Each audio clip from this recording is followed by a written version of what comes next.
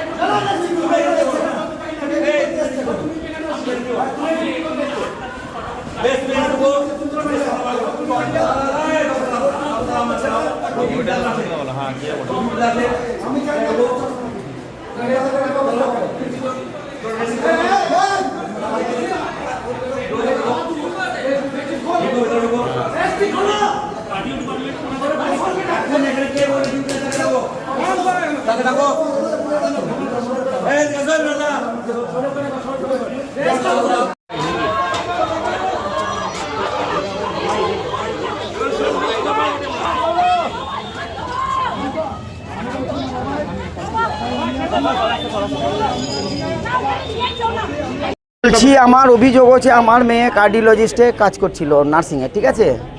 কালকে রাত 8টায় বাড়িতে খাচ্ছিল, তখন হঠাৎ করে ফোন আসে যে ওটি আছে, তোমাকে আসতে হবে, ঠিক আছে।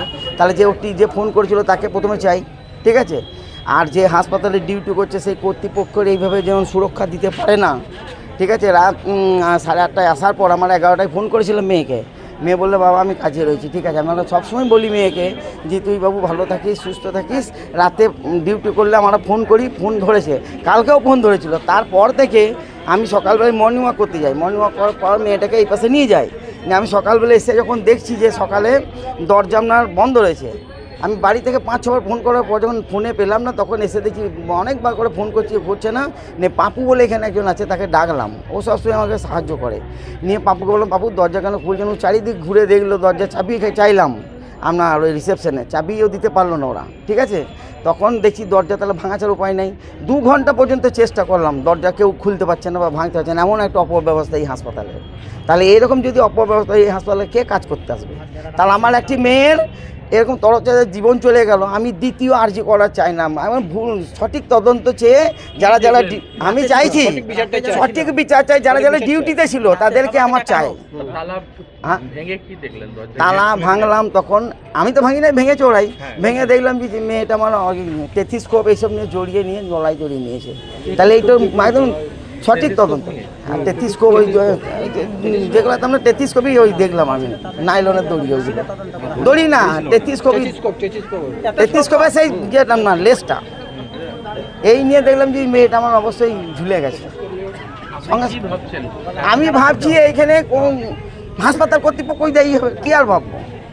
হাসপাতাল কর্তৃপক্ষ তো ট্রিটমেন্ট দিতে হবে। একটি মেয়ে আমার এখানে আসবে, আমার বাড়ি ডাঙ্গালপাড়ায় কাছেই তো,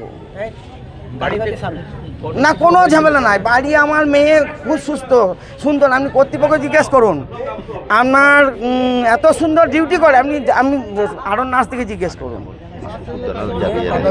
আর আমি চাইছি এই পূর্ণ তদন্তের জন্য পুলিশ কুকুর যেন এসে দায়িত্ব করে, এখানে থাকবে অভিযুক্ত। আর যারা ডিউটিতে ছিল, রাতে কারা ডিউটিতে ছিল না ছিল, যারা ডিউটিতে ছিল পুরো তদন্ত চাই। আমার নাম হচ্ছে অনুপ কুমার মাল, মেয়ের নাম হচ্ছে অনুশ্রী মাল।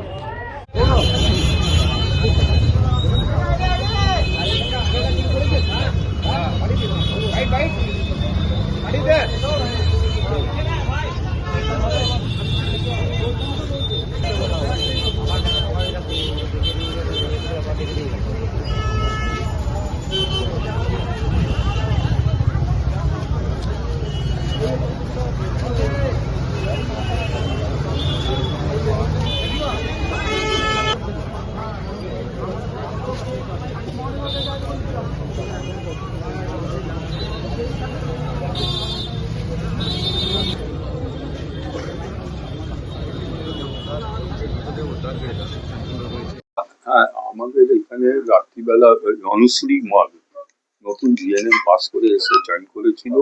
আজকে থেকে আমার খুব সম্ভবত খেয়াল করছে মাস 10 আগে। তো মাঝে 2বার শরীর খারাপ হওয়ার জন্য ও কাজ ছেড়ে দিয়েছিল, আবার ও নতুন করে জয়েন করে। জয়েন করার পরে ওর ডিউটি ছিল ক্যাথল্যাব ডিপার্টমেন্টের ডিউটি ছিল। তো ভাগ্যিস কালকে কোনো পেশেন্ট ছিল না ক্যাট ল্যাবে, সেই জন্য ও ছিল।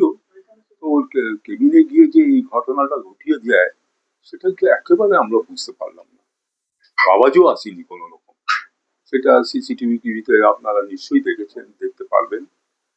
তো মানে বাচ্চা মেয়ে আর কি বলবো, বলা তো কিছু নেই। আপনি কখন জানতে পারেন? আমি সকাল 9টার সময় জানতে পারি। আমার কাছে একটা স্টাফ দৌড়ে এসে বললো, বলে এরকম এরকম ঘটনা, মানে দরজা ভাঙছে ওর বাবারা।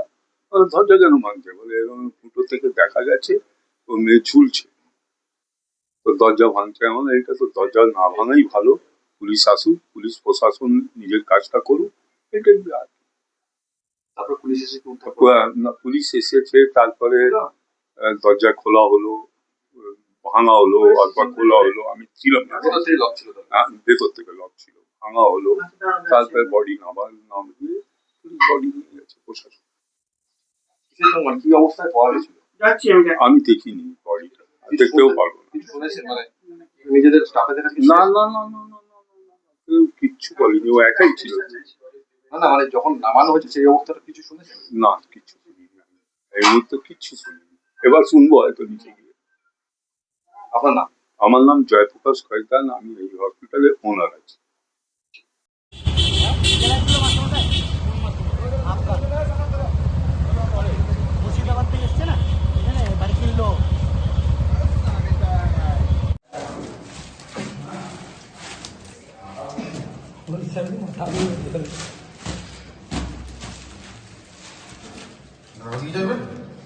হাঁটুকে ভালো করে মারবে, হাঁটুকে এটা মারতে হবে। না না না, ভরাট নেই। স্যার কেসের মাধ্যমে চলুন চেক করবো। যদি বলেন স্যার না সিসিটিভি ফুটেজ আমাদেরকে দিতে হবে, আমি নার্সিংহোম অথরিটিকে বলবো যা যা সিসিটিভি ফুটেজ কাল থেকে আজ পর্যন্ত আছে সেটা যেন প্রিজার্ভ করে রাখে, সেটা বাড়ির পক্ষে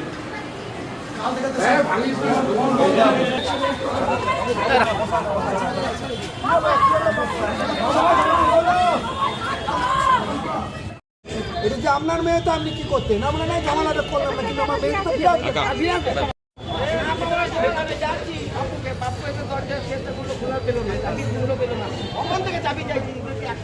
আপনি বলুন এবারে, এগুলো কি ফল না ঠিক না ভুল, আপনি বলুন এবারে। যদি সাচ্চা মানুষ হন আপনি, সাচ্চা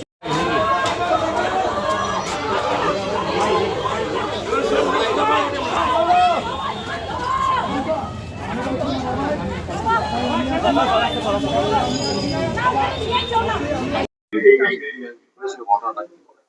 ঘটনাটা হয়েছিল আমার বন্ধু স্বস্তি নার্সিংহোমে প্রায় 1.5 বছর ধরে কাজ করছে নার্সিং এর জন্য। তো এখন ইদানিং মাঝে একবার মাস 2 আগে শারীরিক অসুবিধার কারণে এখান থেকে একবার মেন্টালি হয়তো কোনো চাপের কারণে, ডিপ্রেসের কারণে একবার ওর মাথায় ব্যথা হয়, তার জন্য ওকে ভর্তি করা হয়, অ্যাডমিট করা হয়। অ্যাডমিট করার পর তখন দেখি যে ওরা বললো হ্যাঁ আমরা চেক আপ টেক আপ সব করে দেবো। আইসিইউতে রেখেছিল।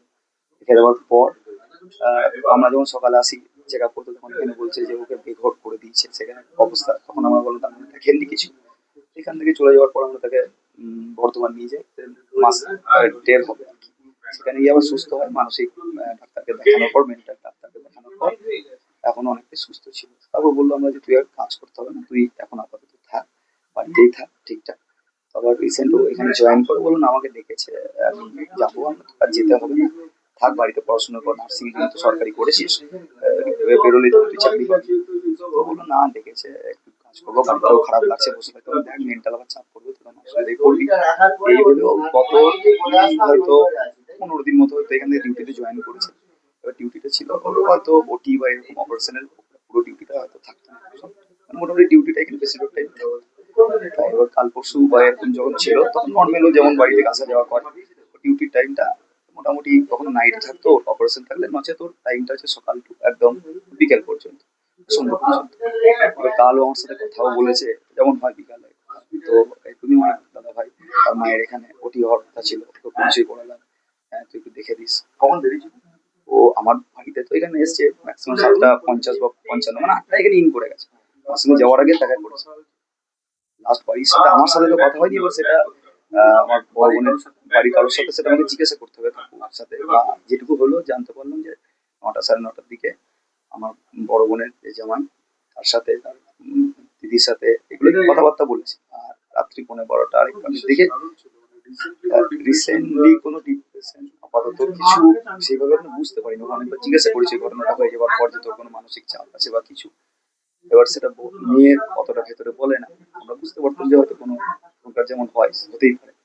তো এই যে ঘটনাটা ঘটেছে তার জন্য আমি বলবো অবশ্যই যে পুলিশের সহযোগিতা পুরোটাই চাই। প্রশাসনের ওপর আমার আস্থা আছে। আশা করি চেষ্টা করবো যে তদন্তটা ঠিকঠাক হোক, পোস্টমর্টম রিপোর্টটা যেন ঠিকঠাক আসে। আমার ফোন তো চলে গিয়েছে, সেটা আর ফিরবে না।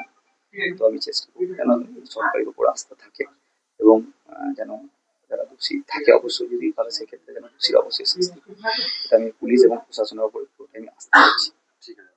বোনের নাম অনুশ্রী মান, আমিও বোন। আমার নাম অর্গমা।